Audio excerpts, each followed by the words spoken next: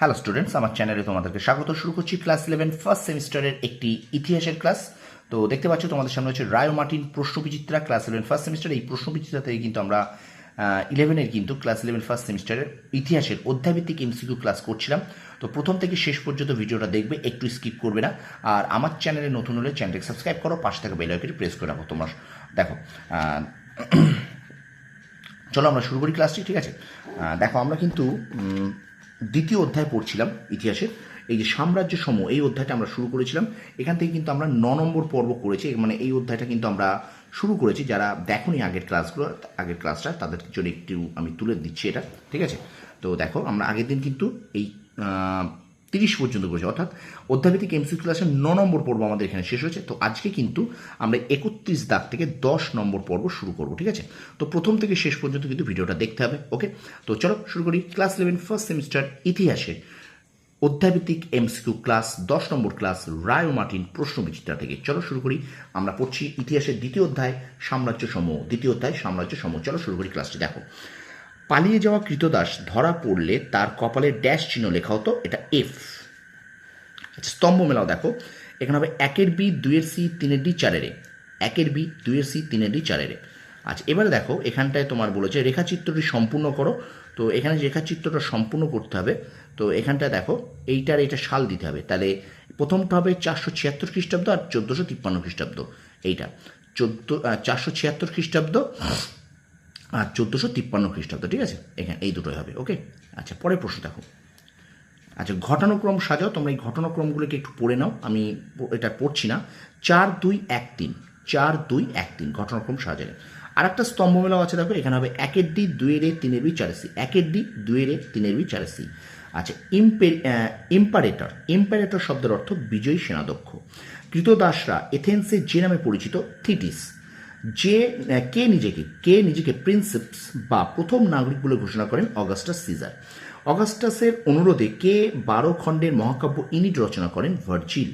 আচ্ছা, পরের প্রশ্ন, ট্রেটার্কি বা 4 সম্রাটের শাসন কে চালু করেন, ডায়োক্লেসিয়ান। উত্তর হবে ডায়োক্লেসিয়ান। স্টুডেন্টস, ভিডিওটা অবশ্যই কিন্তু লাইক করবে, কমেন্ট করবে, বন্ধুদের মাঝে বেশি বেশি করে শেয়ার করবে, ঠিক আছে? আর আমার চ্যানেলে নতুন হলে অবশ্যই চ্যানেল সাবস্ক্রাইব করো, পাশে থাকা বেল আইকনটি প্রেস করো। আমি কিন্তু ক্লাস 11 ফার্স্ট সেমিস্টারের এই ইতিহাসের অধ্যায়ভিত্তিক এমসিকিউ ক্লাস হয়ে গেলেই কিন্তু আমি মডেল কোশ্চেন সেট করাবো, যে মডেল সেট কোশ্চেনগুলো কিন্তু তোমাদের পরীক্ষার জন্য ভীষণ ভীষণ গুরুত্বপূর্ণ। এমনকি এই যে অধ্যায়ভিত্তিক এমসিকিউ ক্লাস, এগুলো কিন্তু ভীষণ ভীষণ গুরুত্বপূর্ণ। সুতরাং প্রথম থেকে শেষ পর্যন্ত মন দিয়ে ভিডিওটা দেখবে, ঠিক আছে? বারবার দেখবে। আর একটা কথা বারবার বলো, এমসিকিউ কিন্তু বারবার পড়তে হয়। তোমরা আজকে পড়লে আর 10 দিন পরে আবার পড়লে ভুলে যাবে। তোমরা আজকে পড়ো এবং 2 দিন পরে আবার পড়ো, আবার 2 দিন পরে পড়ো। রিভিশন যত দেবে এমসিকিউ তত মনে থাকবে। রিভিশন, ঠিক আছে? চলো আমরা ভিডিওটা কন্টিনিউ করি। এবার দেখো, 41 দাগ। রোমে বসবাসকারী আদি নাগরিকদের বংশধরকে বলা হতো প্যাট্রিশিয়ান। আচ্ছা, history of Rome from its foundation গ্রন্থটি রচিত হলেন লিভি।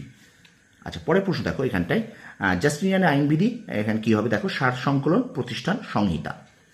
আচ্ছা, পরের প্রশ্ন, ক্লিওপেট্রা কোন দেশের রানী ছিলেন, মিশরের। আচ্ছা, এপিরাস, কাপুয়া ও ডেলোস ছিল রোমের বাইরে অবস্থিত দাস বাজার। আচ্ছা, পরের প্রশ্ন, উট ও ঘোড়ার পিঠে আরবের অধিবাসীরা ঘুরে বেড়াতেন বলে এদের বলা হতো বেদুইন।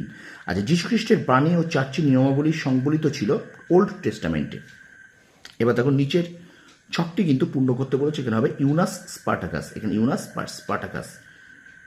আচ্ছা, পরের প্রশ্ন, রোমান অর্থনীতি বহুলাংশ ছিল দাস শ্রম নির্ভর।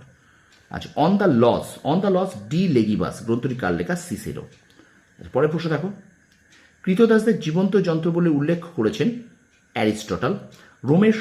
রোমের সশস্ত্র নারী যোদ্ধারা পরিচিত ছিলেন যে নামে, গ্ল্যাডিয়েস্ট্রিক্স, ঠিক আছে? উচ্চারণটা খুব খটো দেখো, গ্ল্যাডিয়েস্ট্রিক্স, ঠিক আছে? গ্ল্যাডিয়েস্ট্রিক্স। আচ্ছা, ফ্রাঙ্ক নেতা শার্লামেন প্রতিষ্ঠা করেছিলেন পবিত্র রোমান সাম্রাজ্য। পরের প্রশ্ন দেখো, খ্রিস্টপূর্ব 73 অব্দে স্পার্টাকাসের নেতৃত্বে তৃতীয় দাস বিদ্রোহ শুরু হয় কোন শহরে, ক্যাপুয়া শহরে, ঠিক আছে? আচ্ছা, এবারে চলো আমরা চলে যাই পরের প্রশ্ন দেখো, রোমের কৃতদাসদের বৈশিষ্ট্য ছিল, এখানে দেখো, তোমরা এটাকে একটু পড়ে নাও, ঠিক আছে? পড়ে নেবে। এটা হবে কিন্তু 1, 3 ঠিক, 2, 4 ভুল, ঠিক আছে? কি বললাম, 4টে রয়েছে, 1, 3 ঠিক, 2, 4 ভুল, ওকে? পরের প্রশ্ন দেখো, রোমান কৃতদাস তার প্রভুর প্রাণ রক্ষা করলে দাসত্ব থেকে মুক্তি পেত। পরের প্রশ্ন, পশ্চিম রোমান সাম্রাজ্যের পতনের জন্য কোন যাযাবর জাতি গুরুত্বপূর্ণ ভূমিকা পালন করেছিল? হুন। আচ্ছা, এটিলা যিনি খ্রিস্টীয় 5ম শতাব্দীতে ইউরোপ অভিযান করেছিলেন তিনি ছিলেন ড্যাশ সাম্রাজ্যের সম্রাট? হুন। আচ্ছা, স্পার্টাকাস ছিলেন থ্রেসের গ্ল্যাডিয়েটার। এবং শেষ প্রশ্ন দেখো, প্রখ্যাত রোমান রাজনীতিবিদ এবং আইনজ্ঞ হলেন সিসেরো। ঠিক আছে, এই পর্যন্ত আমরা আজকে 10 নম্বর ক্লাস শেষ করলাম। ক্লাস 11 ফার্স্ট সেমিস্টার রায় মার্টিন প্রশ্নবিদ্যা থেকে দ্বিতীয় অধ্যায় আমরা পড়ছি। তো ভিডিওটা ভালো লাগলে অবশ্যই কিন্তু লাইক, কমেন্ট, শেয়ার করো। আর আমার চ্যানেলে যদি নতুন হয়ে থাকো চ্যানেলটাকে সাবস্ক্রাইব করো, পাশে থাকা বেল আইকনটি প্রেস করে রাখো। তোমরা সফল হও, তোমাদের সাফল্য কামনা করি। ধন্যবাদ।